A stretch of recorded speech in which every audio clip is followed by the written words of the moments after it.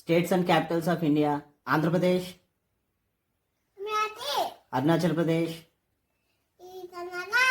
Assam, Bihar, Chhattisgarh, Goa, Gujarat,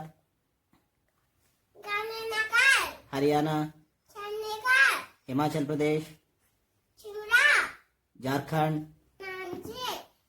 Karnataka, Kerala, Madhya Pradesh, Maharashtra, Manipur, Meghalaya, Mizoram, Nagaland, Odisha, Punjab, Rajasthan, Sikkim, Tamil Nadu, Telangana, Tripura, Uttar Pradesh,